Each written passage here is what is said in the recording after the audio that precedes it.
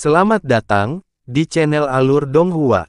Sebelum menonton, silahkan subscribe, biar Mimin tambah semangat update-nya. Kulin tiba-tiba menjerit tajam, dan bintik-bintik cahaya keemasan muncul di karapas di punggungnya. Dengan serangkaian suara, bintik-bintik emas ini bersinar dan seketika tumbuh duri emas tajam yang tak terhitung jumlahnya, seperti landak, sehingga menyulitkan Han Li untuk menyerang. Semua hantu yang diciptakan oleh Han Li berkedip dan menghilang, hanya menyisakan satu orang. Dia meraih dengan satu tangan. Cahaya keemasan bersinar di telapak tangannya, dan 9 pedang bambu Cloud Swarm melesat seperti kilat dan bergabung menjadi satu di udara, berubah menjadi pedang emas raksasa yang panjangnya ratusan meter. Dengan sejumlah besar petir emas, petir itu menebas punggung Kulin dengan keras. Cahaya keemasan yang menyilaukan meledak, bercampur dengan semburan guntur. Kulin dipukul dan dikirim terbang. Sebagian besar duri emas di tubuhnya patah, dan dia terbang mundur seperti meteorit. Darah muncrat dari mulutnya, dan wilayah spiritual di sekitarnya runtuh. Meskipun duri emasnya patah, tubuhnya telah memblokir kekuatan pedang bambu Cloud Swarm. Di permukaan, dia tidak tampak terluka, tapi bagaimana Dutian Thunder yang terkandung dalam pedang bisa dianggap enteng? Meskipun tubuh fisik dewa pemakan emas dari alam Zenith Heaven tidak dapat dihancurkan dan sebanding dengan senjata abadi teratas, setelah tubuh fisik ditusuk, ia akan kehilangan perlindungan yang paling dibanggakannya. Ketika kekuatan petir ilahi memasuki tubuhnya, kekuatan itu langsung melonjak dalam dirinya. Tubuh Kulin awalnya mengalami luka dalam. Sekarang dia distimulasi oleh kekuatan Dutian Thunder, itu segera pecah. Pengoperasian kekuatan spiritual abadi kacau, dan domain spiritual tidak dapat dipertahankan. Jejak keputusasaan muncul di hatinya, tetapi dia segera menenangkan diri dan mencoba menenangkan kekuatan spiritual abadi yang kacau di tubuhnya, berencana untuk melakukan serangan balik. Tetapi pada saat ini, bola cahaya emas yang tampak besar jatuh dari langit. Kecepatannya sangat cepat sehingga dia tidak punya waktu untuk menghindar, dan dia diselimuti di dalamnya. Tubuh Kulin terbungkus dalam cahaya keemasan, dan dia segera tidak bisa bergerak seolah-olah dia telah jatuh ke dalam rawa. Hampir pada saat berikutnya, 2 lampu kristal panjang keluar dari bola cahaya dan menebas tubuh Kulin.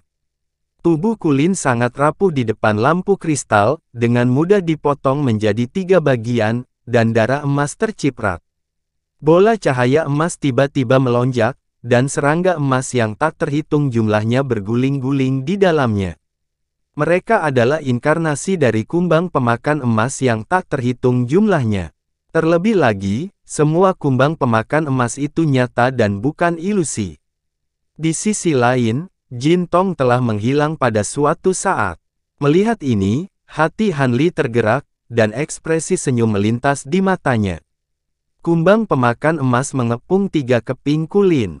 3 segmen tubuh Kulin dengan cepat menyusut, namun cahaya keemasan tiba-tiba memancar dari tubuhnya dan hancur, berubah menjadi serangga pemakan emas yang tak terhitung jumlahnya yang melarikan diri ke segala arah. Han Li mengangkat tangannya saat melihat ini, dan cahaya keemasan di dalam domain rohnya berputar di sekitar tubuhnya untuk membentuk pusaran emas besar. Kekuatan domain roh Han Li sangat luas, dan hukum waktu adalah salah satu dari 3 hukum terpenting, sehingga hukum tersebut berkuasa atas semua hukum lainnya. Dengan demikian, kumbang pemakan emas yang telah diubah oleh Kulin tersapu oleh pusaran domain roh dan tidak dapat melarikan diri. Kumbang pemakan emas Kulin tidak bisa melarikan diri dan hanya bisa berbalik untuk melawan Jin Tong lagi. Kedua gelombang kumbang pemakan emas itu seperti 2 aliran air emas yang saling bertabrakan dengan keras, mengeluarkan pekikan yang memekakkan telinga. Entah kenapa, perasaan yang tak terlukiskan muncul di hati Han Li saat dia melihat pemandangan ini.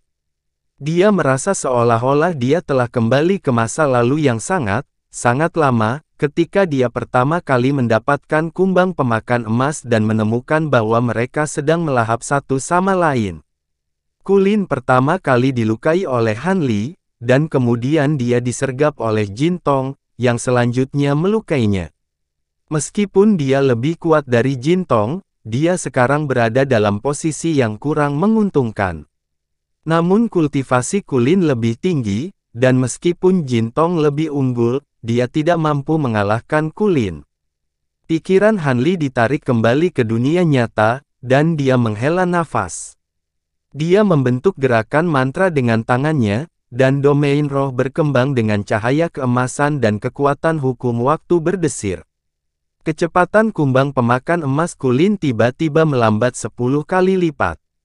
"Paman, terima kasih banyak." Suara Jin Tong terdengar dari dalam kawanan kumbang, dan mereka segera menyerbu ke depan. Dengan bantuan Han Li, Jin Tong segera memperoleh keuntungan yang luar biasa. Kawanan kumbang Kulin berkurang dengan cepat, dan sepertinya akan dimangsa. Kawanan kumbang Kulin mengeluarkan pekikan tajam dan berkumpul dalam satu arah seolah-olah mereka mencoba membentuk satu tubuh. Han Li bergumam sebelum menyapukan lengan bajunya ke udara, "Seperti yang kamu katakan, kalian berdua adalah satu, jadi cepat atau lambat kalian akan kembali satu sama lain. Mengapa kalian masih berjuang?" Selusin sambaran petir emas keluar dari tangannya dan menghantam kawanan kumbang dalam sekejap. Suara guntur meledak, dan bola petir emas meledak seperti terik matahari. Kawanan kumbang yang berkumpul dengan susah payah segera meledak dan tersebar ke segala arah. Penundaan ini memungkinkan kawanan kumbang Jin Tong segera menenggelamkan kumbang pemakan emas milik Kulin. Sesaat kemudian, segerombolan kumbang pemakan emas menjadi tenang dan berkumpul di satu arah. Dengan kilatan cahaya keemasan, sosok anggun gadis berambut emas perlahan muncul. Itu adalah Jin Tong. Saat ini, dia telah berkembang cukup pesat dibandingkan sebelumnya, dan penampilannya menjadi lebih cantik. Namun, ekspresinya masih sedingin es, sehingga sulit bagi orang untuk mendekatinya. Sosok Jin Tong muncul, tapi dia tidak berbicara. Sebaliknya, dia langsung duduk bersila dan cahaya keemasan membubung dari tubuhnya. Banyak titik cahaya keemasan muncul di permukaan tubuhnya, jumlahnya lebih dari 600. Han Li melihat ini dan mengetahui bahwa Jin Tong telah menelan Kulin. Vitalitasnya meningkat pesat, dan dia perlu mengedarkan kultivasinya untuk menyempurnakannya. Dia melambaikan tangannya dan bendera formasi biru berkibar dan mendarat di sekitar keduanya. Kemudian, beberapa lapis tirai tipis berwarna biru muncul di sekitar mereka. Cahaya keemasan melonjak dari tubuh Jin Tong dan mulai beredar seperti air pasang. Jumlah bintik emas di tubuhnya meningkat pesat, dan dalam sekejap mata, jumlahnya lebih dari 700. Han Li bersukacita dalam hatinya saat melihat ini. Saat ini, mereka berada dalam situasi berbahaya. Jika Jin Tong dapat meningkatkan kekuatannya, tentu saja itu akan bermanfaat bagi mereka. Dia menarik pil obat dan mengkonsumsinya sebelum diam-diam mengedarkan kultivasinya untuk memperbaikinya. Waktu berlalu dengan lambat. Semakin banyak bukaan abadi yang dibuka di tubuh Jin Tong, dan tidak butuh waktu lama untuk mencapai lebih dari 800. Dia mendekati batas tahap awal alam Zenith Heaven. Han Li terkejut karena vitalitas Kulin sebenarnya begitu kental. Mungkinkah Jin Tong menerobos ke tahap menengah alam Zenith Heaven dalam sekali jalan? Bukaan abadi di tubuh Jin Tong berkedip-kedip. Ketika jumlah lubang abadi di tubuhnya mencapai 839, gelombang cahaya keemasan perlahan-lahan menjadi tenang, dan kemudian semuanya ditarik kembali ke dalam tubuhnya. Han Li sedikit mengernyit. Dia dengan jelas merasakan bahwa masih ada banyak vitalitas di dalam tubuh Jin Tong yang belum digunakan, tapi kerutan di dahinya mereda setelahnya. Membuka bukaan abadi tidak cukup untuk menerobos ke tahap menengah alam abadi emas. Yang paling penting adalah membunuh Evil Course. Jin Tong jelas masih mampu melakukan ini, jadi dia memilih untuk berhenti. Jin Tong menahan auranya lalu berdiri. Jin Tong, aku lega melihat kamu baik-baik saja. Han Li membentuk segel untuk mencabut batasan di sekitarnya, dan kemudian dia mengukur Jin Tong saat dia berbicara. Paman, sudah lama sekali. Ngomong-ngomong, kenapa kamu ada di sini? Mata indah Jin Tong berkedip saat dia bertanya. Tentu saja untuk menyelamatkanmu. Bukan hanya aku, Waiti juga ada di sini. Han Li berbicara dengan acuh tak acuh sambil mengangkat tangannya dan melambaikannya. Cahaya putih menyala, dan sosok Waiti muncul. Itu sudah berubah menjadi bentuk Pixiu.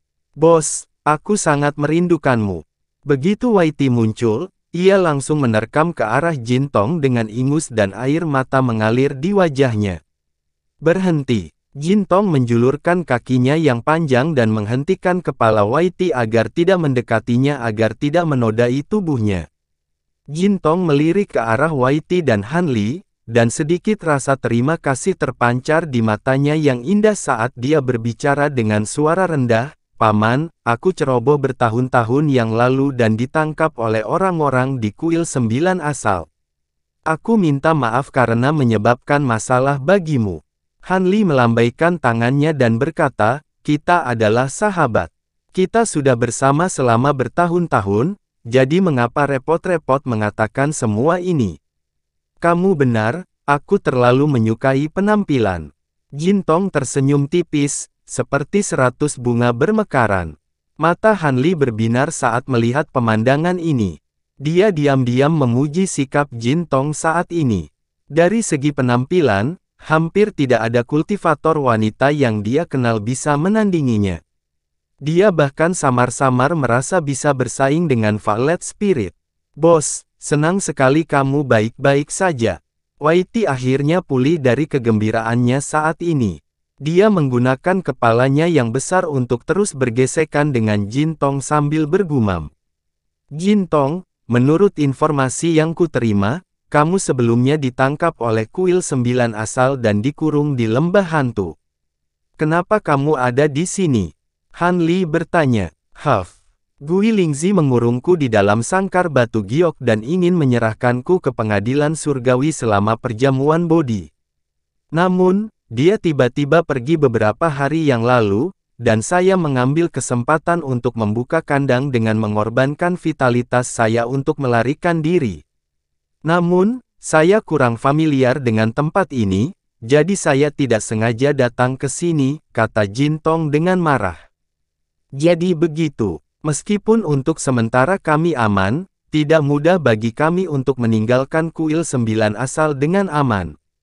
Han Li perlahan mengangguk dan berkata, Kuil 9 Asal adalah inti dari keseluruhan Kuil 9 Asal. Itu selalu dianggap sebagai area terlarang di sekte tersebut, dan aula leluhur terletak di belakang seluruh Kuil 9 Asal. Namun, saat ini, area inti candi juga mendapat serangan sengit dari Istana Samsara. Pembatasan ruang di sekitar Kuil 9 Asal telah lama dibuka, dan seluruh tempat diselimuti oleh lapisan penghalang cahaya keemasan. Ada juga ribuan tetua inti dan murid Kuil 9 Asal yang menjaga perimeter. Tempat ini sepertinya menjadi tempat yang mendapat perhatian khusus dari Istana Samsara kali ini. Sebenarnya ada beberapa kali lebih banyak penggarap daripada para tetua dan murid Kuil 9 Asal yang berkumpul di sini.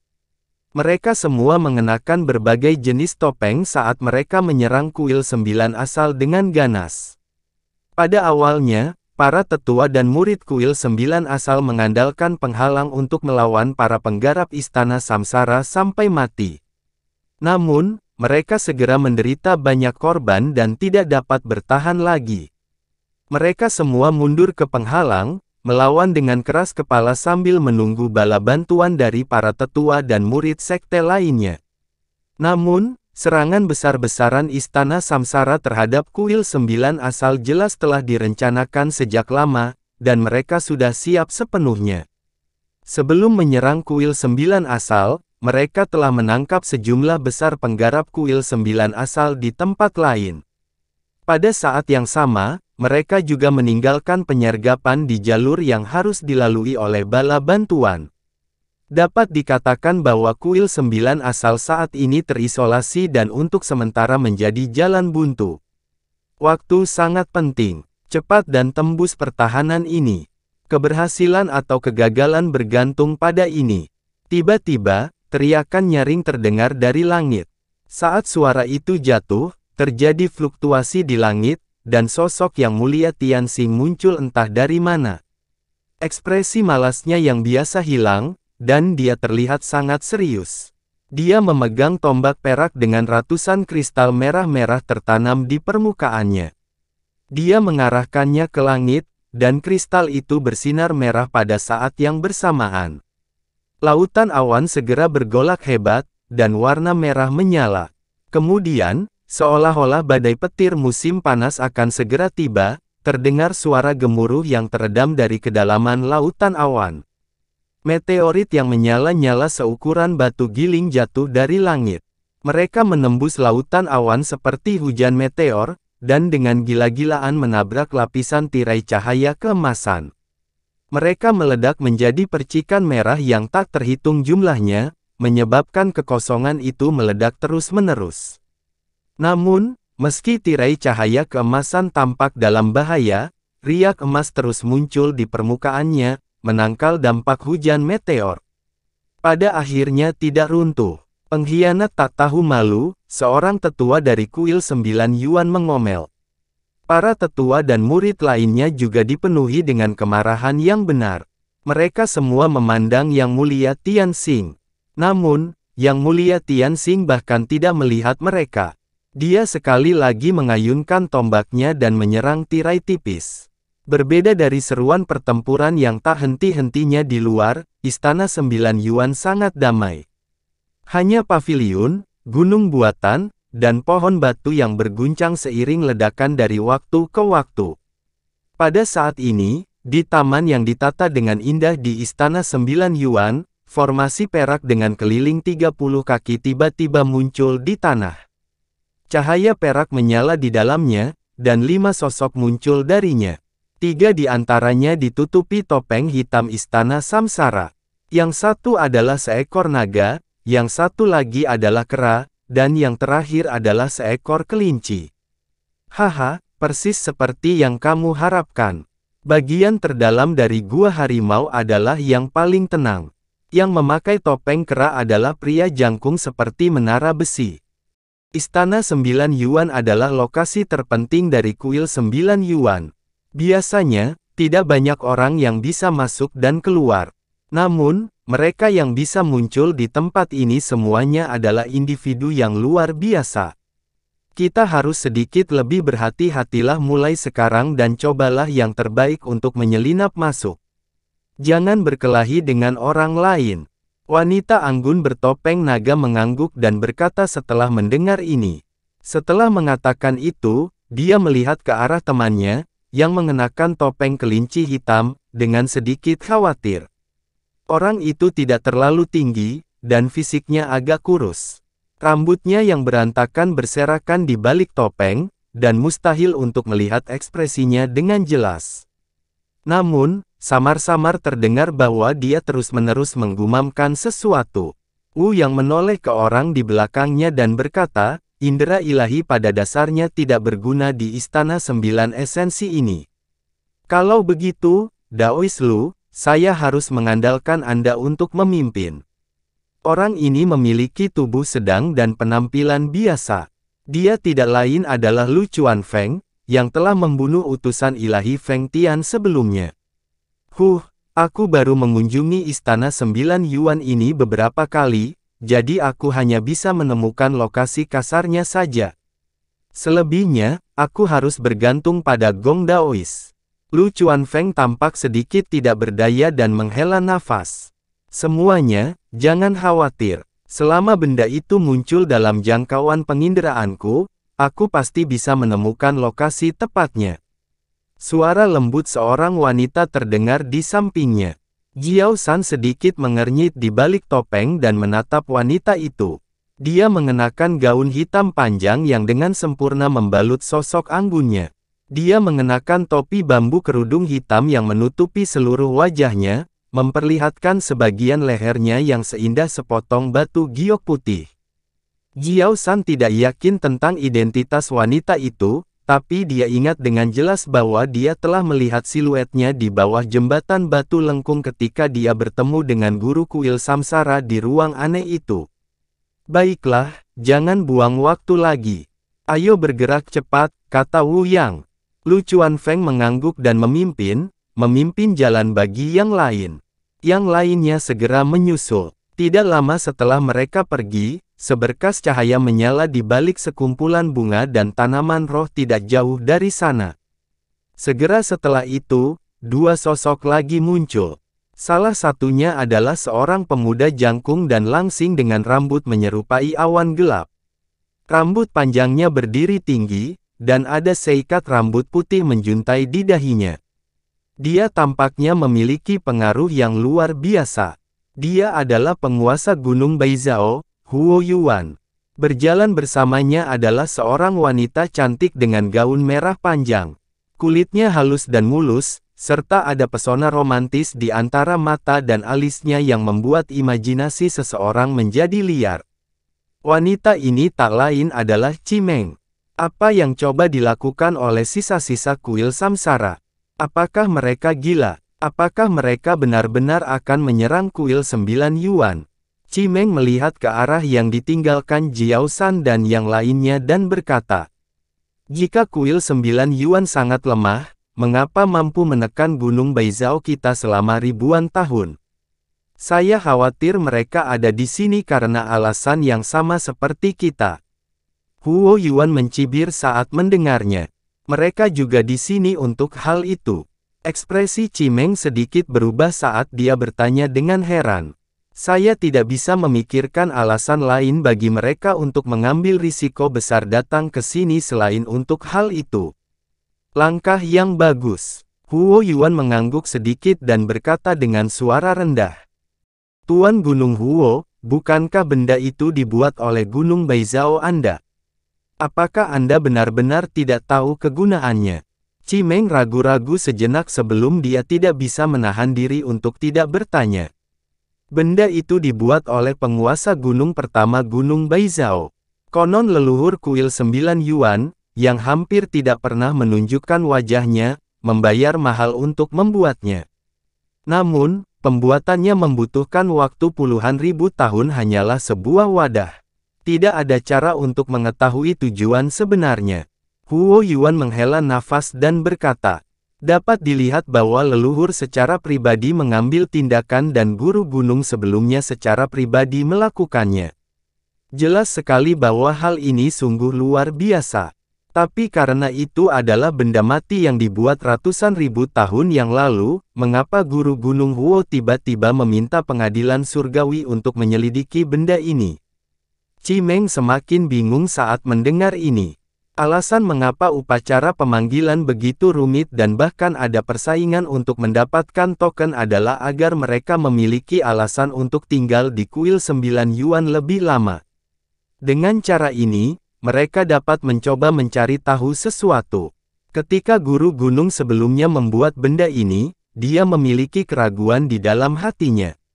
Dia juga ingin mengetahui fungsi sebenarnya dari benda ini. Sayangnya, dia tidak hanya tidak mendapatkan jawaban pada akhirnya, tetapi juga merangsang batinnya. Setan, Huo Yuan tiba-tiba berhenti ketika dia mencapai titik ini. Jejak kebencian muncul di matanya, dan dia tidak melanjutkan berbicara. Pemimpin Gunung 100 Ciptaan sebelumnya adalah gurunya. Saat itu, karena pengaruh iblis dalam dirinya, dia gagal dalam pemenggalan mayat yang terakhir. Jika tidak, Gunung 100 Ciptaan akan memiliki leluhur Dao yang mengawasinya, dan statusnya di dunia abadi tentu saja akan berbeda. Huo Yuan berhenti sejenak sebelum melanjutkan, saat itu, Guru Gunung pernah berkata bahwa kuil 9 Yuan memiliki ambisi besar untuk hal ini. Dia menyuruhku untuk mengawasinya. Setelah kuil 9 Yuan menyempurnakan hal ini, sebuah langkah lebih jauh dan mengubahnya menjadi artefak abadi, saya harus menemukan cara untuk menyelidikinya.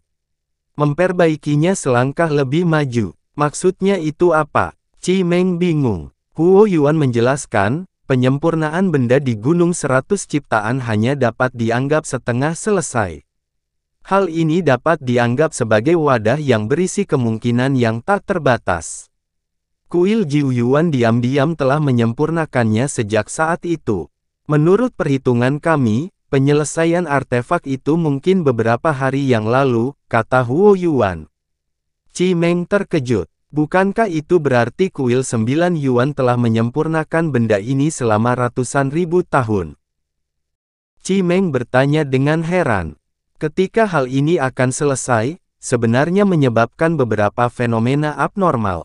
Meskipun dengan cepat ditutupi oleh kuil 9 Yuan, pengadilan surgawi sudah menyadarinya. Oleh karena itu, ketika saya menyebutkan masalah ini, saya segera menerima tanggapan. Feng Tian dan saya seharusnya menyelidiki masalah ini bersama-sama, tetapi saya tidak berharap Aula Samsara akan ikut campur. Namun, tidak sepenuhnya buruk jika mereka membuat keributan. Huo Yuan melanjutkan, Tuan Gunung Huo, apakah kita tidak akan mengejar mereka? Chimeng mengangguk dan melihat ke arah di mana Jiao San dan yang lainnya pergi.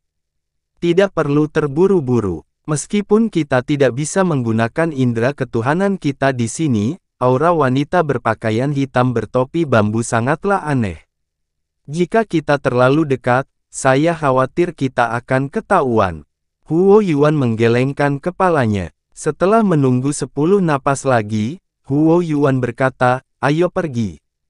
Kemudian, dia mengejar mereka bersama Chimeng. Di taman lain di kuil 9 Yuan, suara teredam tiba-tiba datang dari bawah bebatuan yang terbuat dari batu.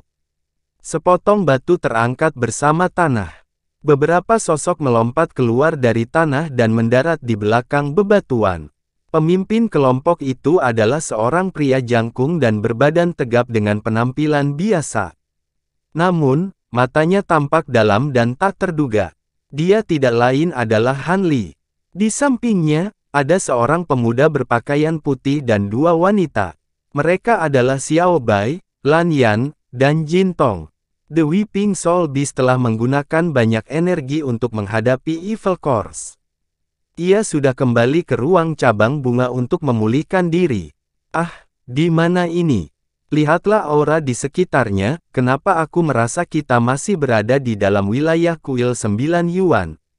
Xiao Bai mengernyitkan hidung dan mengendus. Terowongan bawah tanah berantakan. Tidak ada cara untuk kembali ke tempat kita datang. Kita hanya bisa datang untuk mencari jalan keluar. Rekan Lan, apakah kamu tahu cara meninggalkan tempat ini? Han Li bertanya. Kuil 9 Yuan adalah sekte penting dari kuil 9 Yuan. Saya tidak punya hak untuk masuk. Saya tidak berbeda dengan Anda dalam hal situasi di sini. Saya juga tidak tahu apa-apa. Lan Yan menghela nafas. Sekarang dia berada dalam masalah yang lebih besar, dia harus dijatuhi hukuman mati sesuai dengan hukum sekte.